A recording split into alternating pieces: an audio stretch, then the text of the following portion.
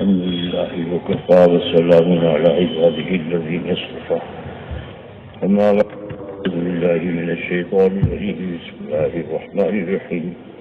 قل يا عبادي الذين أسرفوا على أنفسهم لا تقنطوا من رحمة الله إن الله يغفر الذنوب جميعا إنه هو الغفور الرحيم.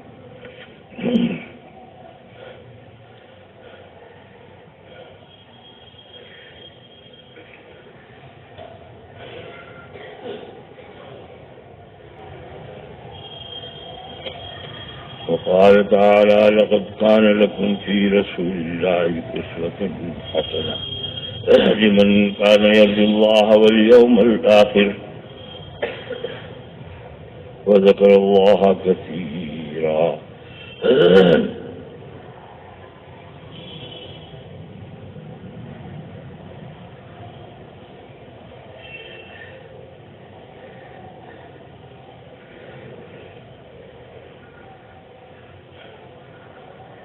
جب کوئی عقل مند کوئی کام کرتا ہے، چھوٹا بڑا کسی بھی قسم کا، تو اس کے سامنے اس کا نتیجہ ہوتا ہے. پہلے ذہن میں یہی آتا ہے میں کاروبار کروں گا تو سرمایہ ملے گا، میں مزدوری کروں گا تو شام کو پیسہ ملے گا، میں مکان بناؤں گا تو راحت ملے گی. اس کا مقصد سامنے ہوتا ہے، نتیجہ سامنے ہوتا ہے. بے مقصد کوئی عقل مند کام نہیں کرتا. بچے کم عقل ہیں لیکن ان کے سامنے بھی چھوٹا سا نتیجہ ہوتا ہے. کھیلیں گے، طبیعت خوش ہوگی، دوڑ بھاگ کریں گے تو چھوٹا سا نتیجہ سامنے ہوتا.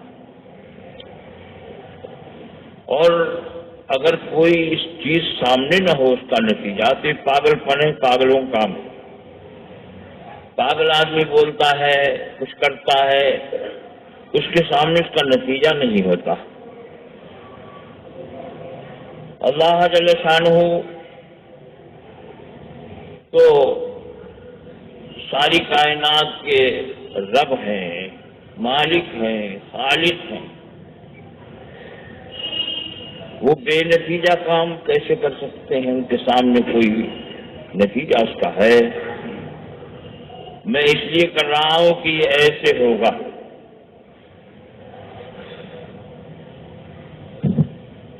خود ارشاد فرمایا فحسبتم انما خلقناکم عبثا وانکم الینا لا ترجعون. کیا او انسانوں تمہارا یہ خیال ہے کہ تم کو یوں ہی بیکار پیدا کیا ہے، تمہاری زندگی کا کوئی نتیجہ نہیں ہے، بیکار ہی پیدا کیا، تم ہمارے پاس واپس نہ آؤ گے، ہماری نعمتوں کا حساب نہ دو گے، اپنی زندگی کا حساب کتاب نہ دو گے. افحسبتم انما خلقناکم عبثا، تمہارا یہ خیال ہے کہ ہم تم کو بیکار پیدا کیا اور تم ہمارے پاس نہیں آؤ گے ایک ایک لمحے کا حساب کتاب دینے کے لیے.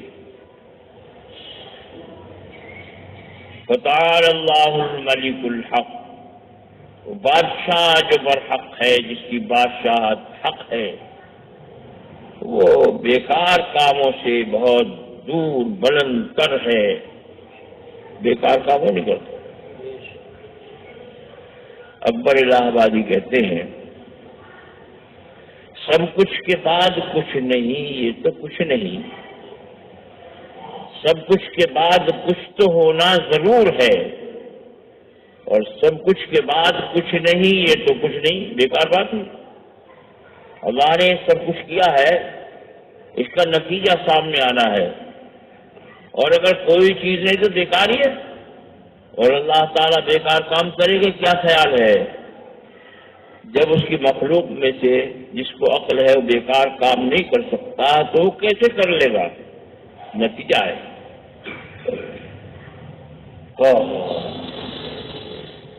حضرت عبداللہ بن مسعود رضی اللہ تعالیٰ عنہ فرماتے ہیں کہ رسول اللہ صلی اللہ علیہ وسلم نے ارشاد فرمایا لا تزال قدم ابن آدم حتى يسأل عن خمس، میدان حشر میں جب مخلوق پسینے میں ڈوبی ہوئی ہوگی بڑا عجیب عالم ہوگا، لوگ کہنے لگیں گے کہ اے رب تو ہمیں جہنم میں ڈال دے لیکن اس مصیبت سے بچا لے۔ وہاں ادھر ادھر کو جانا تو دور کی بات ہے، قدم ہلانے کی اجازت نہیں ہوگی، قدم ہلانے کی اجازت نہیں۔ پہلے 5 باتوں کا جواب دو، اس کے بعد قدم ہلا سکتے ہو، کوئی قدم نہیں ہلا سکے گا، پسینے میں ڈوبے ہوئے ہوں گے، کسی کے گھٹنوں تک، کسی کے ناک تک، کسی کندھوں تک، کسی کے ہونٹوں تک پسینہ ہوگا اور کھولتا ہوا پسینہ ہوگا سورج کی تپش سے۔ 5 سوال ہیں، ان کا جواب دو۔ ان عمرہ فیما افنی، یہ زندگی ہم نے دی تھی کاہے میں یہ خرچ کی، ختم کاہے میں کی یہ بتا۔ ایک سوال ہی ایسا بڑا کٹھن ہے کہ جواب دینا بڑا دشوار ہے، اللہ آسان فرما دے۔ وعن شبابہ فیما ابلا، جوانی دی تھی تو قوتیں دی تھی، قوت بازو تھی، دنیا دین کا کام کر سکتا تھا،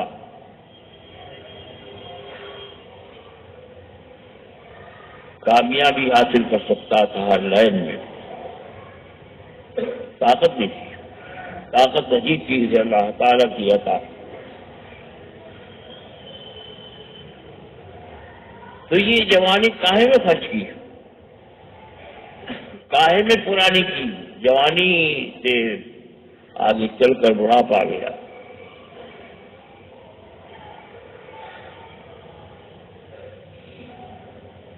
اور تیسرا سوال یہ ہوگا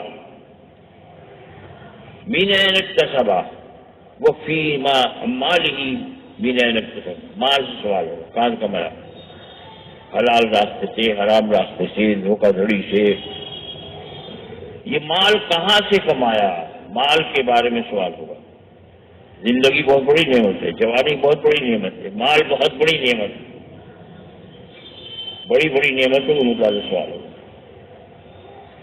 مال کہاں سے کمایا، حلال، حرام، جائز، ناجائز، آج تو کمائی سامنے ہے، پیسہ ہو کیسا ہی ہو یہ سامنے ہے، یہ کوئی تکلیف گوارا نہیں کرتا جو میں کما رہا ہوں جائز ہے کہ نہیں، شریعت کے خلاف تو نہیں ہے۔ اگر شریعت کے خلاف رشوت ہے، سود ہے، اور کوئی چیز ہے، معلوم ہو جائے تو مانے گا نہیں۔ ایک صاحب تشریف لائے، وہ کیسے آیا، ایک مسئلہ پوچھنا ہے، سود کے جائز ہونے کی کوئی صورت ہے؟ میں نے کہا جو جائز کرے گا وہ جہنم میں چلا جائے گا۔ اللہ نے سود کو حرام کیا ہے، احل اللہ البیع وحرم الربا، خرید و فروخت کو اللہ نے جائز قرار دیا ہے، اجازت کی ہے، اور سود کو حرام کیا ہے، اور ایسا حرام کہ جو سودی کاروبار کرے گا اس کے لیے اعلان جنگ ہے۔ آج مسلمان پرواہ نہیں کر رہا، چھوٹے سے لے کر بڑے تک سود میں پھنسے ہوئے ہیں، اس کو زندگی سمجھ رہے ہیں، اس کا نتیجہ معلوم نہیں ہے، اگر معلوم ہے تو یقین نہیں کرتا۔ جب جہنم میں پھینکا جائے گا تو پتہ چلے گا کہ ہاں مسجد میں جو کہا گیا تو ٹھیک تھا، بچ جاؤ، اب بچ جاؤ، بچنے کا وقت ہے۔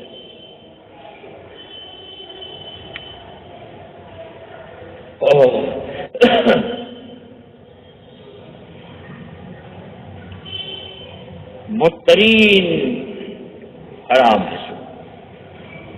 تو کہنے لگے کوئی صورت جائز ہونے کی نہیں ہے۔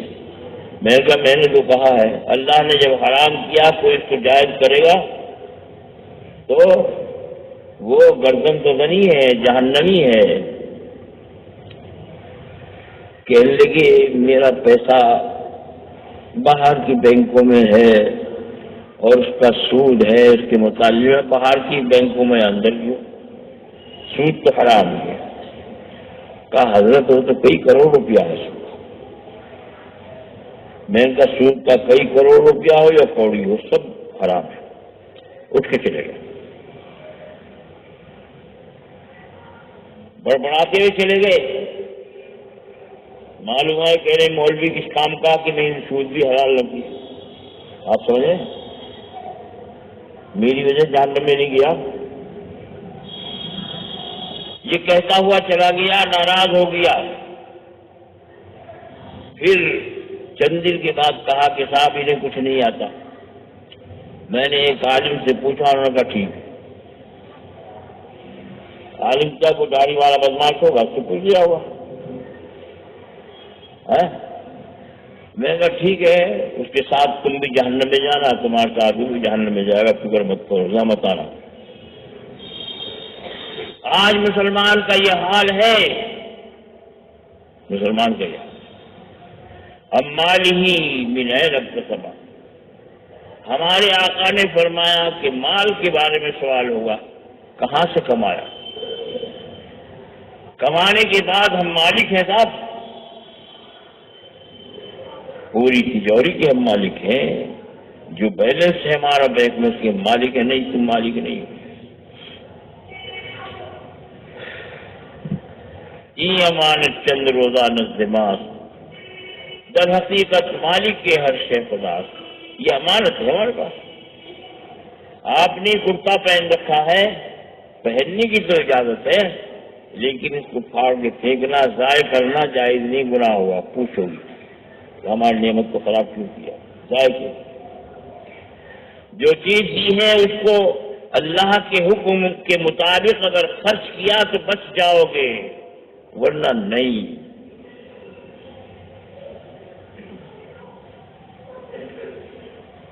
تیسرا سوال ہوگا، چوتھا سوال ہوگا، پہلا عمر کا، دوسرا جوانی کا، تیسرے کمائی کا، اور چوتھا سوال ہے کہاں خرچ کیا، کہاں خرچ کیا؟ جائز کام میں اگر زیادتی کی ہے وہ اسراف ہے۔ دعوت کرنی چاہیے 100 آدمیوں کی،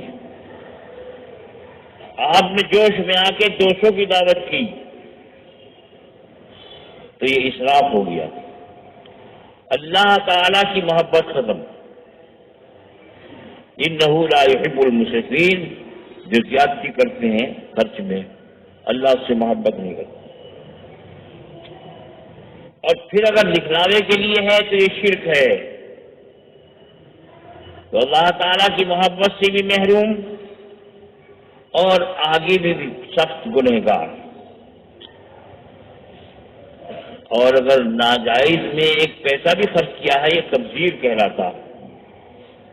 اللہ کی نعمت کو ناجائز میں خرچ کرنا کتنا شدید گناہ ہے۔ قرآن نے خود فرمایا وَلَا تُبَذِّرْ تَبْذِيرًا إِنَّ الْمُبَذِّرِينَ كَانُوا إِخْوَانَ الشَّيَاطِينِ۔ تبذیر مت کرو، ناجائز کام میں کوئی پیسہ مت خرچ کرو، اس لیے کہ ناجائز کام میں پیسہ خرچ کرنے والا شیطان کا بھائی ہوتا ہے۔ وَكَانَ الشَّيْطَانُ لِرَبِّهِ كَفُورًا، اور شیطان اللہ کا انتہائی ناشکرا ہے۔ کتنی بدبختی کی بات ہے ذرا سے غفلت کی وجہ سے ایمان والوں کی صف میں سے نکل کے بے ایمانوں کی شیطانوں کی صف میں پہنچ گیا۔ کہتے میں نے بچے کو پٹاخہ لے کے دے دیا، بچہ تھا، تو بچہ نہیں تھا، خرچ تو نے کیا ہے، تجھ سے پوچھا جائے گا۔ تو نے ذرا سا ناجائز خرچ کر کے اپنے ایمان کو داؤں پہ لگا دیا۔ کہتے ہیں غازی سخت بولتا ہے، اگر قرآن کی آیت یا حدیث کے خلاف ایک لفظ بھی بولوں تو میں مجرم ہوں۔ اتنی بات ضرور ہے، اس میں رعایت نہیں کہ اللہ کا پیغام صحیح پہنچ جائے۔ اللہ مجھے توفیق عطا فرمائے۔ اللہ کا پیغام کمی زیادتی کے بغیر پہنچانے کی کوشش کرتا ہوں۔ اگر کہیں ہو جھول تو مجھے مطلع کر دیا جائے۔ شیطان کے سب میں جو جا کھڑا ہوا، یہ قرآن نے جو کہا 15 پاری کی آئے تھے ولا تبذر تبذیرا ان المبذرین کانوا اخوان الشیاطین وکان الشیطان لربہ کفورا۔ اگر قرآن کو سخت کہتے ہو، قرآن کی توہین کرتے ہو، تو میں اللہ کے گھر میں قسم کھا کے کہتا ہوں تم ایمان سے محروم، جنت سے محروم۔ زبان سے بات نکالو، سوچ سمجھ کے نکالو۔ زبان سے بات نکالو، سوچ سمجھ کے نکالو۔ کسی کے متعلق کیا کہہ رہے ہو، یہ بھی سب اللہ کے یہاں لکھا ہوا۔ اگر ایک امانت داری سے اللہ کا اور اس کے رسول کا پیغام پہنچاتا ہے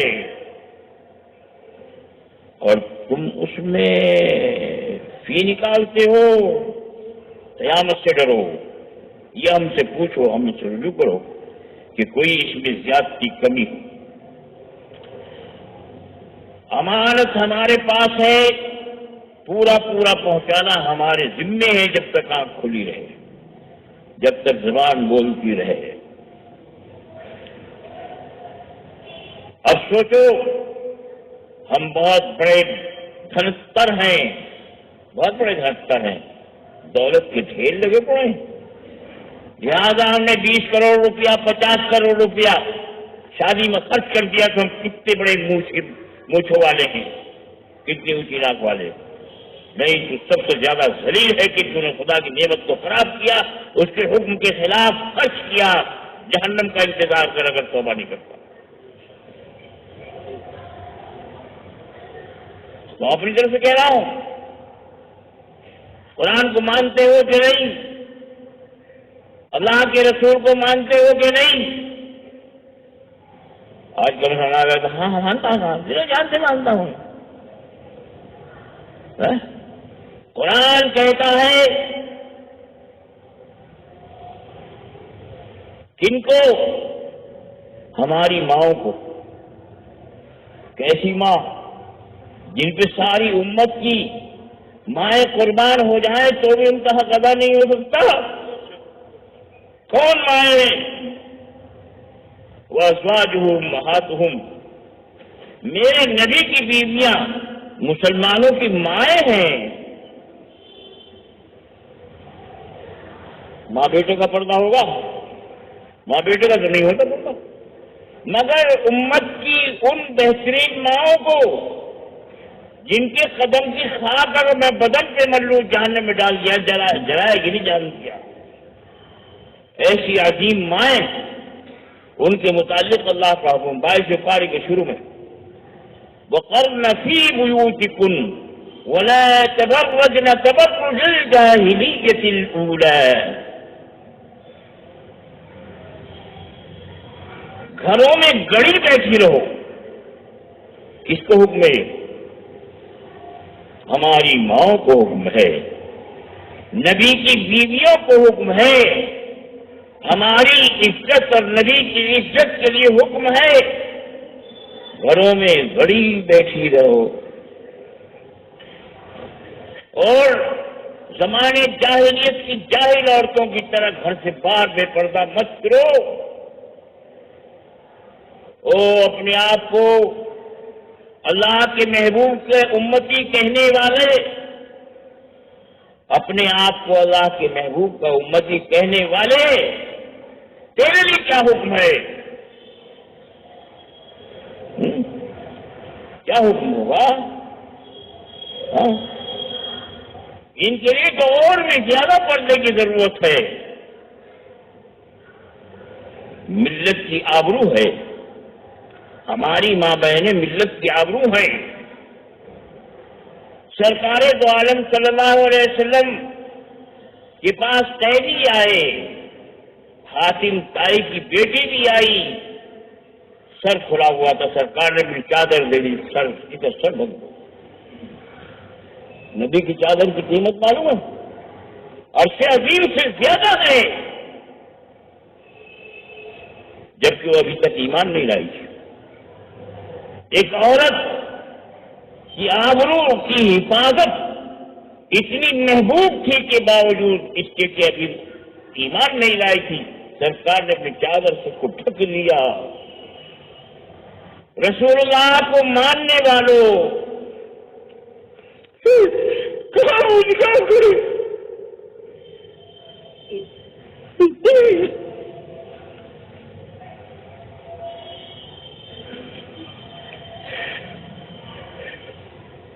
تمہاری بیٹیاں بے پردہ تھی، تم کاریوں بھیج رہے ہو، تم ان کو بدماشوں کے حوالے کر رہے ہو۔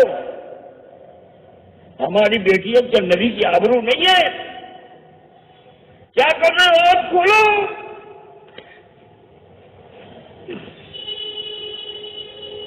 اسی ایک بات پر پکڑ ہو گئی، خدائی غضب کوئی چھوڑا جو ہوگا کچھ ملے گا۔ تم نے عفت کی چادر کی دھجیاں بکھیر دی، تم اپنے سامنے بدکاری میں مبتلا بیٹیوں کو دیکھ رہے ہو، مسلمانوں غیر مسلموں کے سامنے وہ اپنی عزتوں کو سج رہی ہیں، تم کہے کہ امتی ہو، کہے کہ مسلمان ہو جو اس کو برداشت کر رہے ہو؟ سوچو ویسے یہ دقیانوس کی پرانے سال کا ہمارا تو خیال وہی ہے جو ہمارے آقا کا ہے، ہمارا خیال وہی جو نبی کے غلاموں کا ہے۔ تمہارا اگر کچھ اور کوئی اور خیال ہو تو جاؤ دوسری جماعت میں جاؤ، اسلام کو، پیغمبر اسلام کو بدنام مت کرو۔ ہم مسلمان ہیں، غلامان نبی ہیں، ارے تم غداران نبی ہو۔ مسلمان وہ ہے جو نبی کی اتباع کرتا، پیروی کرتا۔ سوچ لو آج کیا ہو رہا ہے، گلی گلی میں بدکاری ہو رہی۔ بدکاری تو سب کی بدکاری ہے، مگر غیر مسلموں کے یہاں تمہاری بیٹیاں جا رہی ہیں، تم کیسے گوارا کر رہے ہو؟ آنکھوں کے سامنے، آنکھوں کے سامنے اللہ رحم فرما دے اور ایسی خدا کی غضب کو بھڑکانے والی حرکتوں سے اللہ امت کی حفاظت فرمائے۔ آمین اللہ۔ کیا کریں تو ڈوب گئے؟ نہیں ڈوبے نہیں ہو، ذرا اللہ کو پکارو، اس کی رحمت تم کو نکال لے گی۔ قیامت تک کے لیے اللہ نے کہا قل یا عبادی الذین اسرفوا علی انفسہم، جنہوں نے بہت گناہ کیے، اپنے اوپر زیادتی کی، اپنے اوپر ظلم اٹھایا، ہماری نافرمانی کرتی، ان بندوں سے، میرے بندوں سے کہ بندے تو میرے ہی ہیں، ان سے کہہ دو اللہ کی رحمت سے مایوس نہ ہو۔ اللہ کی طرف آ جاؤ، متوجہ ہو جاؤ، ہاتھ پھیلا لو، دل میں نازم ہو جاؤ، بغاوت کی حرکتوں کو چھوڑ دو، ہم سب معاف کر دیں گے۔ ان اللہ یغفر الذنوب جميعا، سارے ہی گناہ معاف فرما دیں گے، ایک بھی نہیں رہے گا، سب گناہ معاف فرما دیں گے۔ ارے ہمارے پاس تو گناہ بہت ہیں، سب معاف ہو جائیں گے۔ کہا معاف فرمانے والا بہت بڑا ہے، اس کی مغفرت اتنی ہے کہ تم اگر زمین سے آسمان تک گناہوں کے ڈھیر لگا دو اور ایک مرتبہ دل کی گہرائی سے کہہ دے اللہ معاف فرما دے، معاف فرما دے، کیونکہ وہ غفور ہے، بے انتہا مغفرت کرنے والا ہے۔ مایوس مت ہو، لا تقنطوا من رحمت اللہ، اللہ کی رحمت سے مایوس مت ہو۔ ان اللہ یغفر الذنوب جميعا، اللہ تعالیٰ تمہارے سارے چھوٹے بڑے سب گناہوں کو معاف فرما دے گا، کیونکہ وہ غفور ہے، وہ رحیم ہے۔ اور ایسا نہیں کہ مغفرت کر کے گناہ معاف فرما کر ایسے ہی چھوڑ دے، نہیں، پھر جنت بھی دے گا، نعمتیں بھی دے گا۔ وہ ایسا معاف کرنے والا ہے۔ مخلوق تو یہ کہ بھائی کسی کا کوئی ایسا معاف کر، اچھا بھائی معاف کر دیا، نہیں، ایسے معاف کر کے نہیں چھوڑے گا، وہ انعامات میں انتہا دے گا، تمہیں جنت دے گا۔ ذرا آؤ تو اللہ کی طرف، اللہ کی بارگاہ کی طرف۔ اللہ تعالی ہمارے پوری امت کے سب گناہوں کو معاف فرما دے اور اپنی طرف متوجہ ہونے کی توفیق عطا فرمائے۔ میں نے واقعہ سنا تھا بنی اسرائیل کے دور کا، قحط پڑ گیا، خشکی ہو گئی، لوگ پریشان ہو گئے، انسانوں اور حیوانوں کو پانی نہیں مل رہا۔ اپنے نبی سے درخواست کی کہ حضرت دعا کر دیجیے بارش ہو جائے، کہ چلو میدان میں چلو، جنگل میں نکلو، استسقاء کی نماز پڑھائیے، بارش کی جن میں درخواست کی جاتی نماز پڑھائیے، چلو۔ سب چلے گئے، ایک میدان میں اکٹھے ہو گئے، اللہ کے نبی کھڑے ہیں، جبرائیل امین آ گئے، پورا مجمع آ گیا، آپ اللہ کے نبی آ گئے، بارش نہیں ہوئی۔ کہا کیوں؟ وہ کل نبی ایجاب، ہر نبی کی دعا قبول ہوتی ہے، میں اللہ کا نبی دعا کیوں نہیں قبول ہوگی؟ کہا اس مجمع میں ایسا زبردست گنہگار ہے کہ اس کی نحوست سے کسی کی بھی دعا قبول نہیں ہوگی۔ اللہ کے نبی نے اعلان کیا، بھائی جو اس قسم کا آدمی ہو وہ اللہ کے لیے، اللہ کے بندوں پر رحم کرتے ہوئے، مویشیوں پر رحم کرتے مجموعے سے چلا جائے۔ انتظار کیا، اللہ کے نبی دیکھ رہے ہیں، ادھر بھی ادھر بھی، پورے مجموعے کو دیکھ رہے ہیں، ابھی کوئی بھی نہیں نکلا۔ جو زوردار بارش ہوئی ہے، جل تھل ہو گئے۔ اللہ کے نبی نے کہا کہ اللہ، آپ کے جبرائیل نے مجھ سے یہ کہا تھا کہ ایک آدمی، ایک گنہگار جس کی بارش نہیں ہو، نکل جائے گا تو بارش ہو جائے گی۔ میں تو دیکھ رہا ہوں کوئی بھی نہیں نکلا مجمع میں سے۔ کہا جبرائیل میرے نبی سے کہو کہ جس بندے کی وجہ سے بارش نہیں ہو رہی تھی، آج اسی کے طفیل میں بارش ہوئی ہے۔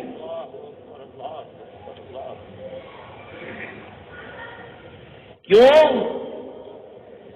میرے اس گنہگار بندے نے دل سے توبہ کر لی کہ اللہ آپ نے اب تک رسوا نہیں کیا، آپ کی رحمت سے امید رکھتا ہوں کہ آپ رسوا نہیں کریں گے، میرے گناہ کو معاف فرما دیجیے۔ تو ہماری رحمت کو جوش آیا، بارش ہو گئی، جل تھل ہو گئے۔ اسی گنہگار کی طفیل میں وسیلے سے بارش ہوئی ہے۔ توبہ اللہ کو اتنی پسند ہے۔ التائب حبیب اللہ، توبہ کرنے والا اللہ کا محبوب بندہ ہوتا ہے۔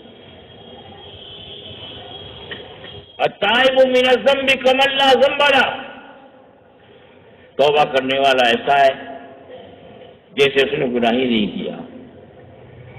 کپڑا میلا ہو گیا تھا، دھلوا کر پرہیز کروا لیا تو بالکل نیا ہو گیا، داغ دھبا کچھ نہیں رہا۔ اس لیے اللہ کی رحمت سے مایوس ہونا تو جائز نہیں ہے، کفر ہے۔ ہاں یہ ہے اپنے گناہوں کی توبہ کرو اللہ سے، جب توبہ کرو گے اللہ جل شانہ معاملہ صاف کر دو۔ توبہ میں ذرا تفصیل ہے، پھر کسی وقت بیان کریں گے، پہلے بھی بیان کر چکے ہیں۔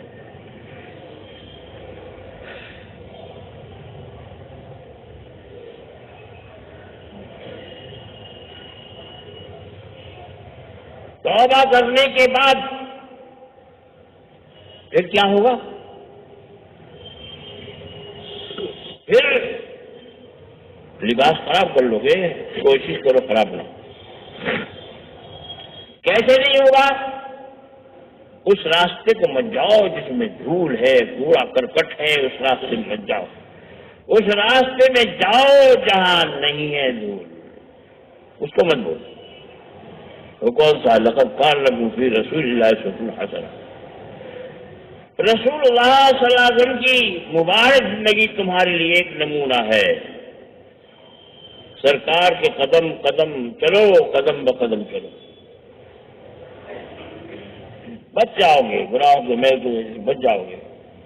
جو جاتے ہیں مدینے میں ہفتہ بھر لباس پہن لیتے ہیں، پھر دیکھتے ہیں کہ میل آیا ہی نہیں. جس کے شہر میں کپڑے میلے نہ ہوتے ہوں، اس کے راستے پر چل کے دل کیسے میلا ہو جائے گا. اللہ کے رسول کے طریقے پر آ جاؤ. مسلمان کیا کر رہا ہے؟ اللہ کے نبی کے طریقے کو چھوڑ کر دوسرے طریقے پر چل رہا ہے، اور بڑے فخر کے ساتھ. اگر کسی نے ڈال دیا مسجد میں، مکتب میں، لڑکے کو اپنے ارے میں ملا بناؤ گے، اسے مؤذن بناؤ گے، بھیک منگواؤ گے، یہ کہتے ہیں. جب کفر کو، برائی کو آدمی فخر کی بات سمجھنے لگے تو اس کے جہنمی ہونے میں شک نہیں ہے. ارے میری داڑھی کیسے رکھ دیا، یا ملا بن گیا کیا؟ ملا بن گئے تو اب تک تو گنہگار ہی تھا، کافر ہو گیا. محمد رسول اللہ صلی اللہ علیہ وسلم کی سنت کو معیوب سمجھ کے اب جہنمی ہو گئی. یقین نوٹ کر لینا، کسی مفتی سے دنیا میں پوچھو.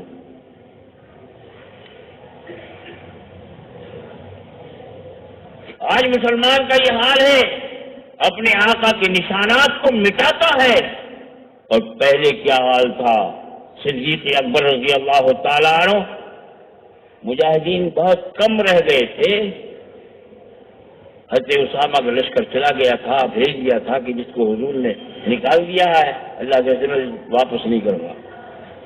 اب عورتیں رہ گئی، بوڑھے رہ گئے، چند آدمی اور رہ گئے. کہاں جو زکوٰۃ کا انکار کر رہے ہیں، جو بغاوت کر رہے ہیں، ان سے میں جنگ کر جہاد کروں گا. حضرت نے کہا حضرت حالات دیکھیے. اس سالیہ کے حالات کو دیکھ کے چلا جاتا ہمارے، ضرورت کو دیکھ کے چلا جاتا ہے.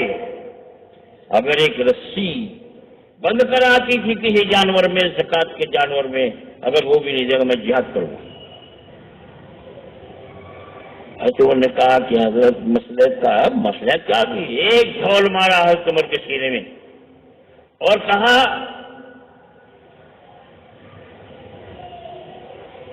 اخبار فی الاسلام و جبار فی الجاہلیہ. ابھی اسلام میں آ کے تو بزدل ہو گیا، اور جب جاہل تھا، کفر میں پھنسا ہوا تھا، اور پھر بڑا استعمال تھا کہ پیغمبر اعظم کا سر لینے چلا گیا تھا. جو سینے پہ دھرا ہے ڈھول صدیق اکبر کا، تو حضرت عمر رضی اللہ تعالیٰ عنہ کی آنکھیں کھل گئی کہ اللہ کے رسول کے خلیفہ سچ فرما رہے ہیں. آنکھیں کھل گئی. ایمان والے حالات سے لڑتے ہیں، حالات سے ڈرتے نہیں. تو حالات ان کے معافی ہو جاتے ہیں، اور جب حالات سے ڈرتے ہیں تو حالات ان کو پیس دیتے ہیں. آج اتنا ہی فرق ہے. صدیق اکبر کا جو ہمارے امام ہیں، پوری امت کے امام ہیں، ان کا جذبہ یہ تھا کہ ان کو دین والا ہے، دین گھٹ جائے میں زندہ رہوں، یہ ممکن نہیں ہے. اور آج کے مسلمان کا رویہ یہ ہے کہ دین کا کوئی نشان باقی رہ جائے اور میں زندہ رہوں. کہاں سے کہاں پہنچ گئے ہو؟ پھر سوچتے ہو ہماری جان، ہمارا مال، ہماری آبرو چار دانگ عالم میں محفوظ نہیں ہے. محفوظ کیسے ہوگی؟ حفاظت تم نے توڑ دی، زکات نہیں دی، مال کی حفاظت برکت ختم کر دی. تمہیں یقین نہیں اللہ کے رسول پر، اللہ پر ایمان نہیں، اللہ کے رسول پر یقین نہیں ہے، اس لیے تم تانے دیتے ہو کہ یہ مولوی لوگ تو یہ کہتے رہتے ہیں. آپ دیکھیے، ہاں صاحب یہ تو نماز کی بات کہیں گے، روزے کی بات کہیں گے، سیاست کی بات نہیں. دنیا کہاں جا رہی ہے؟ اگر دنیا جہنم میں جا رہی ہے تو جہنم میں کیوں جا رہا؟ ہم یہ کہہ رہے ہیں دنیا جہنم میں جا رہی ہے، اپنی اولاد کو، اپنی بیٹیوں کو جہنم میں لے جا رہی ہے. ہم تمہیں آواز دے رہے ہیں کہ تم جہنم میں مت جاؤ. تو اس میں ہم تمہاری خیر خواہی کر رہے ہیں، بدخواہی کر رہے ہیں، دشمنی کر رہے ہیں. سوچو، ہم آواز دے رہے ہیں جہنمیوں کے ساتھ مت جاؤ، جہنم میں جا گرو گے. آج ہماری بات نہیں معلوم ہوتی. نہیں، یہ تو لوگ ایسے کہتے رہتے ہیں، لیکن جب جہنم کے سمندر پر گزرنا ہوگا تو معلوم ہوگا کہ یہ مسجد کی بات صحیح تھی یا ان کے مخالفین کی بات صحیح تھی. اس وقت معلوم ہوگا، اس وقت آوازیں دو گے، انظرونا نقتبس من نورکم. جو دائیں اور سامنے نور ہوگا ایمان والوں کے، تو بے ایمان لوگ جو آج نہیں مان رہے ہیں وہ آواز دیں گے. سورہ حدید میں آیت جہاں میں نے پڑھی، دیکھ لینا کہیں ترجمہ تفسیر. وہ کہیں گے ہمیں لائٹ دکھا دو.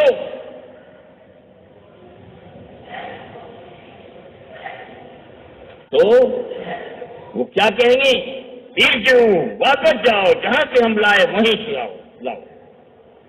چارجنگ یہاں نہیں ہوتا راستے میں، چارجنگ دنیا میں ہو رہا تھا جہاں ہم نے اپنی لائٹ کو چارج کیا ہے. پیچھے ہو فرض میں سنوں گا. یہی گفتگو کی فضل مشہور اللہ باب.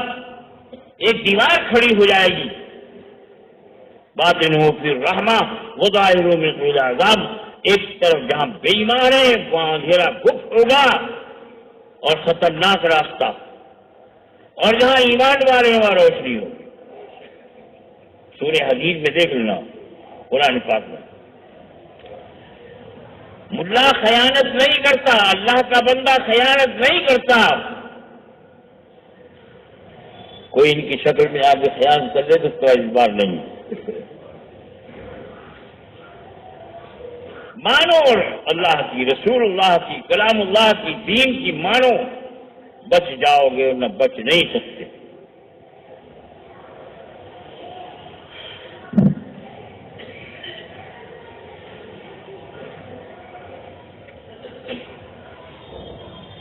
اب اتنے بہت سے انسانوں میں ہمارے آقا ہمیں پہچان لیں گے، آپ پہچان لیں گے. اس کے لیے بھی ایک نس کی طرف میں نے اشارہ کیا، کیسے پہچان لیں. پھر اللہ توفیق عطا فرمائیں گے. ان باتوں کو دل کے کانوں سن لو، دل میں جما لو. چند روز کی دنیا ہے، چند سانس ہیں، ان کو خراب مت کرو. اللہ مجھے بھی توفیق عطا فرمائے اپنی رضا کی اتباع شریعت و سنت کی، اور تمہیں بھی اور پورے عالم کے مسلمانوں کو اور سارے انسانوں کو اللہ